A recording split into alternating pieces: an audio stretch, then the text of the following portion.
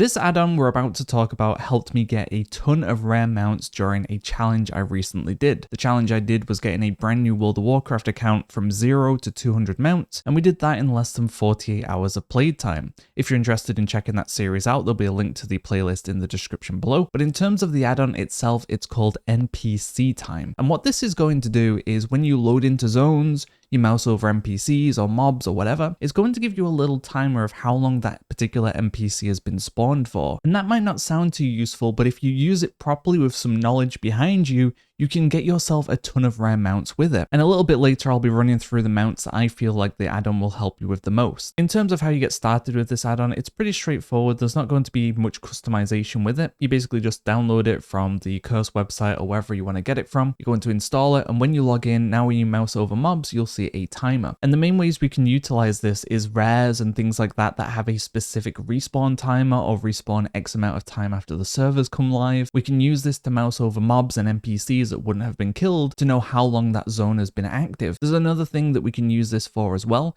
especially if you take part in war mode. What happens in WoW, if you're not familiar, is if a zone doesn't have any players in it for X amount of time, the zone will like deload, it'll go away. And then when someone new loads into that zone again, it's going to create a fresh instance, kind of similar to how a server restart would happen. So you can log into certain zones and there'll be mobs that have just spawned in with you. That's why sometimes you'll have a slightly longer loading time. That's because you've just created the instance of that zone. It's not your PC that's suddenly acting up. It's actually Blizzard creating an entire zone for just you. So I definitely make use of this add-on along with war mode or low pop RP realms to really get the most out of it. So I'm going to run through a few mounts I feel like the add-on really helps with. This isn't every single mount that the add-on helps with. This is going to be a pretty good list for you to start with. One of my favorites for this add-on is the Frightened Codo. This is probably the best example you can use this add-on for. And what's going to happen with the Frightened Codo is if you go to Dark Shore on war mode or similar, and you switch over to the phasing where it's the new phasing with BFA, where you have like all the new rares and stuff like that, chances are people haven't been there very long. And if you can have it where you've just created the instance of this Dark Shore, so you mouse over NPCs and stuff and you see they've been alive for a few seconds, you can now fly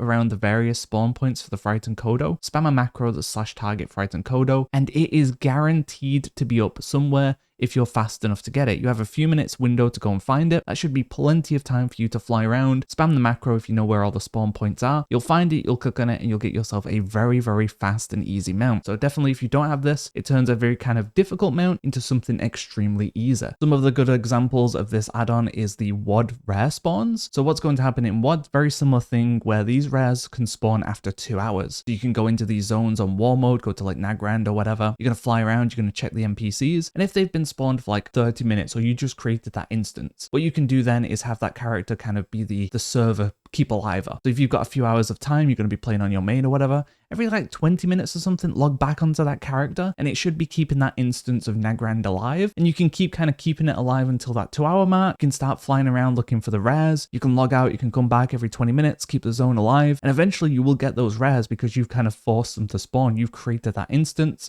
and they're going to spawn eventually. So it just gives you that idea of it and knowing when kind of they're going to spawn. You can get unlucky and they can spawn on the end of their spawn timer, which is a few hours, like 8 hours. But chances are they're going to spawn within the first 2 to 4 hours. And this will work for the 2 rares we can find in Nagrand. It's going to work for the 1 rare we can find in Frostfire Ridge. It's going to work for the 1 rare we can find in Gorgrond. It's going to work for the rare we can find in Talador. And it's going to work for Pathfinder that we can find in Shadowmoon Valley. Although Shadowmoon Valley is a little bit more unique, this zone typically doesn't deload. It generally stays alive the entire time. So this is going to be a little bit more difficult to utilize for this kind of cheese. Another WoD rare we can utilize for this as well is Void Talon. So the way Void Talon works is 48 hours after a server or an instance has been created, the Void Talon portals can begin to spawn, and they're kind of unique to their own zone. So one portal could be up in one zone while it's up in another zone at the same time, so it isn't just one zone in particular. So what we can use for this, with Shadowmoon being a little bit more unique as well, where it doesn't seem to deload, is you can keep checking Shadowmoon, wait until the 48 hour mark is up, and then you can start checking for portals. You could also try and keep the other zones alive if you want to, or you can check the other zones to see how long they've been active active for, because maybe other people are keeping them alive. And if they've been alive like 38 hours or 40 hours, you know in about 8 hours time you can kind of keep that server alive and eventually go check for Void Talon in these specific spawn locations. The other things you might want to know about Void Talon as well is if the portal is claimed by someone else, it's going to go on about an 8-hour cooldown, and if it's not claimed, if it spawns and despawns, it's going to go on about a 2-hour cooldown, and you have about 15 minutes once it spawns to go and click it. So you can utilize this add-on once again to know when that 48-hour mark is up,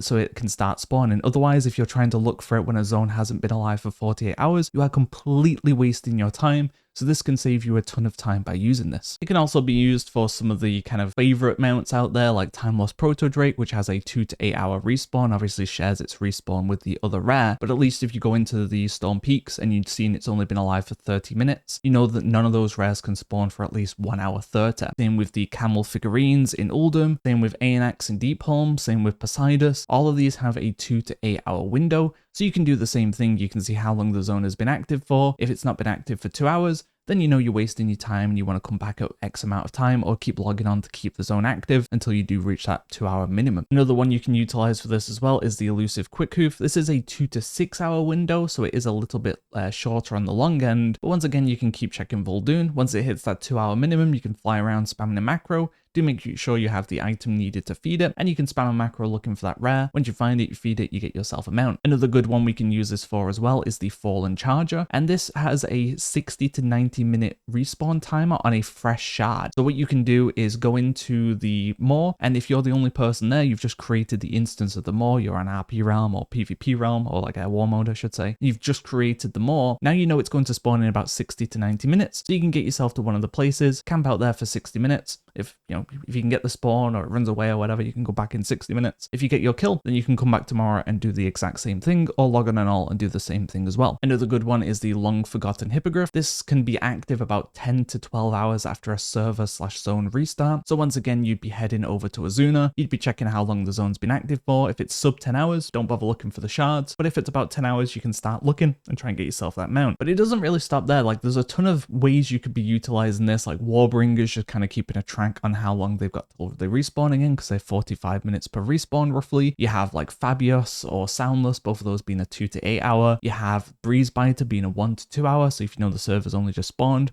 you only have to wait about 30 minutes. If it's Sizebag, for example, to get Katath, you can go into the zone, and most people report it's about a 6-hour respawn, so you can be checking how long the zone's been active and kind of starting to camp around 5 hours. It's up to you. Either way, there's a bunch of different options to utilize this add-on. So if you're not using it as someone who wants to get started with their mount collection and start getting those rarer mounts, then definitely reconsider, because this add-on can save you a ton of time. And with mount collecting, you end up wasting a lot of time waiting for things. So if you can cut off that time with this add-on, it's definitely worth it, because it means you can go do other things and work towards other mounts. Either way though, I do hope you learned about some of the new mounts. I do hope you now consider downloading this add-on and it helps you in your mount collecting journey, because as I said, during my 0 to 200, if I didn't have this, it would have taken me a ton longer, because I would have had to work towards other mounts. But being able to utilize the zone refresh and kind of keeping it active, I was able to get the majority of the WoD rares, even though they weren't really even my main goal. I was doing other things. So really, really useful. Definitely recommend it. Hopefully this video was helpful. Look out for more videos coming soon. Thanks for watching, guys. See ya.